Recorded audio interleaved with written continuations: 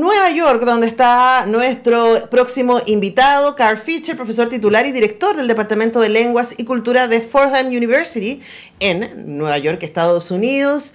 Él investiga y enseña sobre la cultura, el cine y la literatura de Chile y de Latinoamérica hace muchos años. Es coeditor con Vania Barraza de Chilean Cinema in the 21st Century World, que es un estupendo libro, y es muy raro ver un libro chileno, donde además estoy citada, debo decir. Escrito en inglés y además, bueno, él lleva muchos años investigando, ha sido además traductor para el gobierno de Chile, que leyendo tu libro, Carl, yo pensaba en ese cruce, ¿no? En traducir textos gubernamentales y al mismo tiempo estar escribiendo este libro, Locas Excepciones, que nos invita, la vida chilena a la disidencia sexual, así se llama, de bajada, a repensar los relatos respecto a la excepcionalidad del modelo chileno, de Chilean Way y todas otras cosas. Primero, ¿cómo estás, Carl? Bienvenido. Qué gusto que lo logramos. Hola, Antonella, ¿qué tal? Feliz de estar acá. Segunda vez que vengo, así que feliz. Claro, porque hablamos por el libro que hicieron con Vania sobre cine chileno y nosotros nos conocemos por supuesto, cruces académicos de gente que investiga la cultura y la representación. Pero en Locas Excepciones, la vida chilena a la disidencia sexual, tú te lanzas con una hipótesis que me pareció fascinante, ¿no? Y que liga también con Estados Unidos y especialmente en este momento, ¿cierto? Con la reelección de Donald Trump y con sus decisiones, por ejemplo, de poner un antivacunas como ministro de Salud. ¡Auch!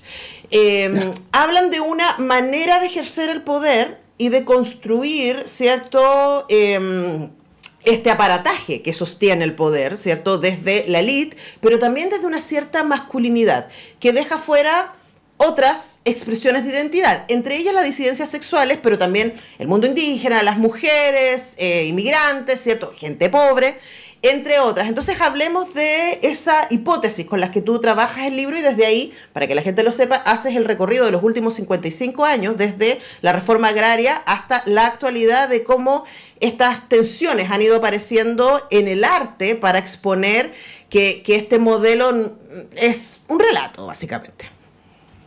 Exactamente, o sea, y claro, al hablar del poder, y no me digas nada de Trump, es una pesadilla que está recién comenzando por acá, pero cuando hablas del poder, me hizo pensar mucho en cómo mi experiencia trabajando justamente en el aparato gubernamental de Chile me ayudó como a pensar las ideas que están en este libro, porque claro, o sea, mi trabajo cuando vivía en Chile, que fueron casi 3 años, entre 2005 y 2007, era traducir comunicados de prensa al inglés sobre los logros del gobierno. O sea, que yo mismo perpetuaba toda esa retórica de Chile como oasis, como tigre y todo. Entonces, este libro, en cierto modo, es como mi forma de traicionar las exclusiones de esa retórica, ¿no? Porque yo mismo, mientras hacía esas traducciones en el trabajo, no había leyes antidiscriminación en Chile todavía, o sea, yo no podía salir del closet en el trabajo, había mucha homofobia en la tele, un montón de cosas así, y yo sentía que esa retórica del modelo chileno excluía a mucha gente, ¿no? Siempre pensaba en un protagonista idealizado que era hetero masculino cis, ¿no? Uh-huh. Claro, y además cuando yo te leía, Carl, pensaba también en el concepto de androcentrismo, ¿no? Cuando desde el feminismo hablamos de el patriarcado se organiza a partir del androcentrismo, que es esta idea de el sujeto de la democracia griego. Pero el sujeto de la democracia griego no solamente era hombre, esto es súper importante, era un hombre rico, ¿cierto? Era un hombre no esclavo, era un hombre reconocido como ciudadano al interior de Grecia, por lo tanto no migrante. Era un hombre que, bueno, sabemos que en Grecia las diversidades sexuales se habitaban de otras maneras, ¿cierto? Pero que no estaba contra la norma, diríamos, la norma impuesta por los mismos andros.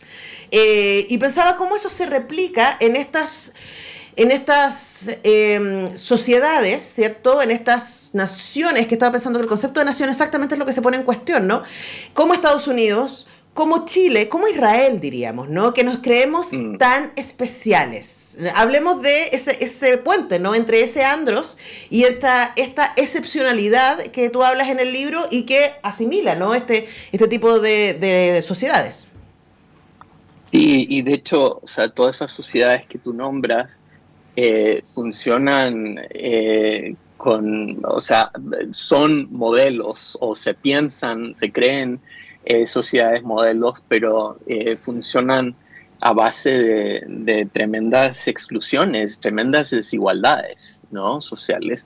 Acá, o sea, yo que vivo en Nueva York, veo esa segregación en la calle, es un poco más sutil, o sea, es sutil, digamos, o sea, se evidencia de una manera distinta que se evidencia en Chile, que también es una sociedad muy segregada, por supuesto, ¿no? Pero a mí me llamaba la atención el hecho de que a lo largo de 60 años en Chile, una época, ¿no? de muchísimos cambios sociales, ¿no? O sea, pasaron del único gobierno marxista democrático en el mundo a una dictadura muy cruenta, etcétera, el estallido social, la primera presidenta mujer en América Latina que no fuera primera dama antes, o sea, un montón de logros, pero a lo largo de todas esas situaciones distintas, y aquí vuelvo a este concepto de antropocentrismo que tú nombras, ¿no? El protagonista idealizado sobre el que fueron construidas esas excepciones chilenas, siempre era el mismo tipo de persona, o sea, modelando la ideología que fuera, ¿no? Uh-huh. Pero también pensaba, ¿no? Porque es difícil cuando uno piensa en el patriarcado, ¿no? Yo siempre lo digo en clase, es como, no es que estemos hablando de un grupo de hombres que se reúnen así como, no sé si te acuerdas de los Flintstones, los Picapiedras, ¿cierto? Como esta cosa de los búfalos mojados que se reúnen a decidir a quién vamos a dejar afuera. Pero de alguna manera la historia, como la historia ha sido escrita desde el poder, la historia ha sostenido esos relatos, ¿no? Y aquí entramos a lo que tú te dedicas a hacer en el libro, Locas Excepciones, la vida chilena, la disidencia sexual. Hablamos con el doctor Carl Fisher a propósito de este trabajo. Y Carl, tú trabajas como las artes, ¿cierto? El cine, la literatura, también el teatro, la performance, van mostrando las grietas de este relato, ¿no? Y te metes desde la reforma agraria, entonces partimos a mediados de los 50, principios de los 60, te metes ahí con Donoso, te metes ahí con Miguel Litín, ¿cierto? Y el Chacal de Nahuel Toro, y desde ahí en adelante tú vas mostrando las marcas que el arte ha ido haciendo, no podría decir como las marcas que va haciendo sobre el graffiti, ¿no? Que va haciendo sobre este impoluto, se supone, pared de discurso. Entonces hablemos cuál es el rol del arte en ese ejercicio. Eso es una tremenda pregunta, ¿no? O sea, y me gusta que hables en términos de arte, primero que nada, porque yo, si bien esta, de hecho, era mi tesis doctoral en algún momento, este libro, y yo salía de un departamento de literatura, pero no me quería limitar solo a la literatura, sino pensar en los cruces, ¿no? Todos esos temas que aparecían en distintos soportes, en distintos medios, desde el cine, la performance, el teatro, la fotografía, en muchos otros medios, ¿no? O sea, porque esos temas no se limitan a un cierto tipo de arte, primero que nada, pero sí, o sea, me interesaba rescatar o recontar la historia reciente de Chile en clave LGBTQ, porque cuando escribía esto, estamos hablando de 10, 15 años atrás, estas cosas se hablaban mucho menos, ¿no? Y entonces me interesaba como rescatar esos aspectos muy disidentes y muy raros de la historia queer de Chile. Pero lo otro que me interesaba hacer era como volver a mirar desde un ángulo un poco distinto las obras hetero, entre comillas, ¿no? Que sostienen un masculinismo hegemónico que justamente la disidencia cuestiona. O sea, me interesaba poner en diálogo a través del arte esas distintas corrientes de pensamiento que giraban mucho en torno al género y a la sexualidad, mucho más de lo que se pensaba en esa época.